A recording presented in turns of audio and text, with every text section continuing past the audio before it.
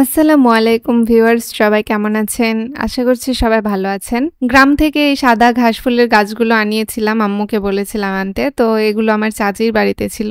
মাশাআল্লাহ, দেখেন কি সুন্দর ফুল ধরেছে, আর আরো কলি আছে, সেগুলোতে ফুল ফুটবে ইনশাআল্লাহ। বৃষ্টিতে আমার বাগানের এই পারের অবস্থা খারাপ। এগুলো হচ্ছে পুদিনা পাতা, আমার আছে গাছ, সেগুলো থেকে আরো চারা লাগিয়েছি। তো বাগানের এদিকের অবস্থাটা আপনাদেরকে আপডেট দেওয়ার জন্য এদিকে আসলাম। দেখেন প্রাকৃতিকভাবে এদিকে একটা পুঁইশাকের গাছ উঠেছে মাশাআল্লাহ। আর এখানে আমি লাগিয়েছি চাম ঘাস।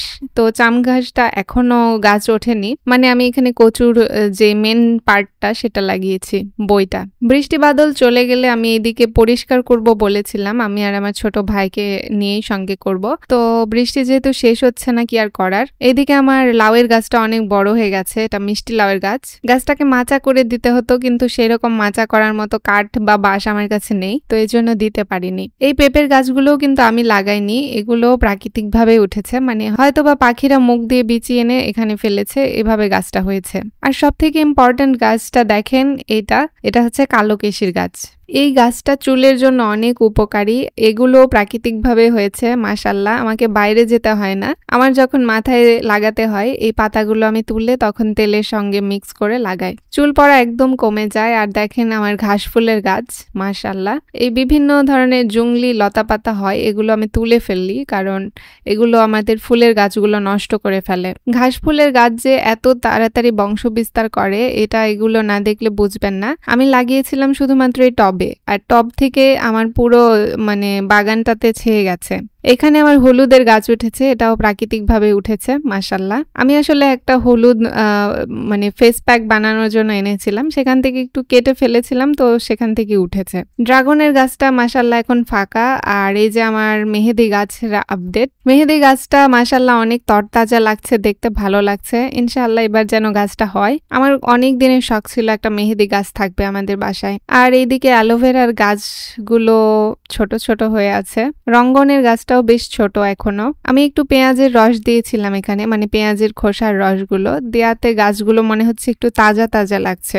এই মেহেদি পাতার রংটা কেমন এখনো আমি লাগাইনি, বাট লাগিয়ে আপনাদের সঙ্গে শেয়ার করব যে এটার রং কেমন। এখনো গাছটা বেশ ছোট আছে, তো এই জন্য আমি পাতা ছিঁড়িনি। আমার মেহেদি গাছে অনেক পোকা লেগেছে, পোকাগুলো কি করব আপনারা যদি কেউ জানেন কমেন্টে আমাকে জানাবেন। এদিকে দেখেন আমাদের লাগানো পেঁপে গাছ, এগুলো আমি লাগিয়েছিলাম, না সরি আমি কিনে এনেছিলাম, লাগিয়েছিল আম্মু একটা আব্বু একটা। তো এই গাছ দেখেন পোকাতে কিকরি মিকরি হয়ে আছে, পাতাগুলো জড়িয়ে গেছে। আর আরেকটা গাছ পাতা ভালোই আছে, কিন্তু এখন পর্যন্ত কোনো পেঁপে ধরেনি। এইদিকে পাইকড়ের গাছ, এই যে দেখেন কি বড় হয়ে গেছে, এটা আমাদের গ্রামের বাড়িতে লাগানোর জন্য আব্বু তুলেছিল। এই ছিল আমার বাগানের গাছ। তো যাই হোক, দুপুর হয়ে গেছে, খাওয়া দাওয়া করতে বসে গেছি। যেহেতু বৃষ্টির দিন, এখন খাওয়া আর ঘুম ছাড়া কোনো উপায় নেই। এবার বর্ষাটা মনে হচ্ছে একটু বড় হয়ে গেছে, মানে লং হয়ে গেছে, বর্ষাকাল শেষই হচ্ছে না। আজকে আমাদের দুপুরে ভাত হচ্ছে শাকভাজি আর কাঁঠালের ভর্তা ছোট মাছ দিয়ে, এটা পাটায় পিষে বানানো হয়েছে ভর্তাটা। মাশাআল্লাহ ভর্তাটা অনেক টেস্টি হয়েছিল। আর শাকভাজি তো বরাবরই আমার অনেক প্রিয় একটা জিনিস, প্রতিদিন আমার খাবারের আইটেমে শাকের একটা আইটেম থাকতেই হবে মাস্ট। বৃষ্টির কারণে এখন শাক পাওয়া যাচ্ছে না, আর শাক না পাওয়ার কারণে এখন বেশিরভাগ টাইমে শাকের কোনো আইটেম আমাদের বাসায় হচ্ছে না। আমার তো শাক খেতে অনেক ভালো লাগে, আমার আম্মুরও অনেক প্রিয়, কিন্তু আব্বু আর আমার ছোট ভাই একদমই শাক খেতে চায় না। আমি ছোটবেলায় যখন থেকে শুনেছিলাম শাক খেলে স্কিন ভালো থাকে, তখন থেকে আমার শাক খাওয়ার জার্নিটা শুরু, আর এখন পর্যন্ত সেটা স্টিল আছে এবং থাকবে যতদিন আমি বেঁচে থাকবো। শাক খেতে আমার দারুণ মজা লাগে। বাইরে বৃষ্টি হচ্ছে, আর আমি একটু তাড়াহুড়া করে খাওয়া দাওয়ার চেষ্টা করছিলাম, কারণ খাওয়া শেষ করে আমাকে ছাদে যেতে হবে কাপড় চোপড় নিয়ে আসার জন্য। ইদানিং আবার এক প্রকারের চোর বা চুন্নি যেটাই বলি সেটা হয়েছে। আমাদের ছাদে যখনই কাপড় শুকাতে দিচ্ছি, তখন এই সমস্ত কাপড় থাকে, বাট ইনার গুলো চুরি করে নিয়ে যায়। আমাদের পাশের বাসার যে গেট আছে ছাদের, তারা সবসময় গেট খোলা রাখে, আর এই কারণেই এই চোর বা চুন্নিটা আসে এবং আমার জামা কাপড় চুরি করে নিয়ে যায়।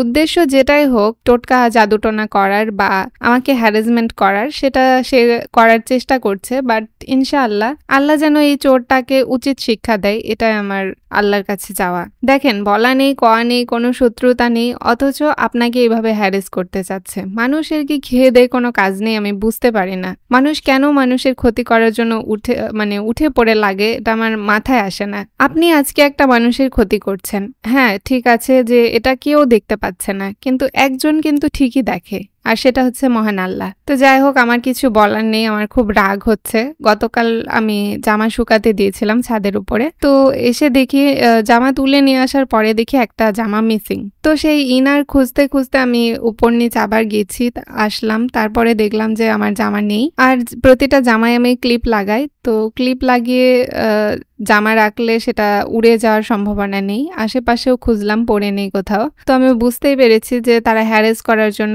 এই কাজটা করেছে। কারো জামা কাপড়ে কিন্তু কিচ্ছু হয় না, কিন্তু আমার জামা কাপড়েই শুধু এই কাজটা করে। প্রায় 5-6 বছর আগেও এভাবে কয়েকটা ইনার চুরি করেছিল তারা, জাদুটনায় করুক বা অন্য কাজই করুক, করেছে। এবং আমাদেরই প্রতিবেশী একজন বলেছিল যে তারা জাদুটনা করে, তো এই কারণে হয়তো বা জামা কাপড় চুরি করেছে। কতটা নেককারজনক কাজ এই মানুষগুলো করে, আমার মাথায় এটাই আসে না, এদের কি কোনো সেন্স নেই নাকি? এই যে দেখেন, আশেপাশের ছাদে ছাদ ভর্তি কাপড় শুকাতে দেয়া, আমার ছাদে শুধু আমার জামা কাপড় আজকে আছে, আর পাশের ছাদে তো আছে।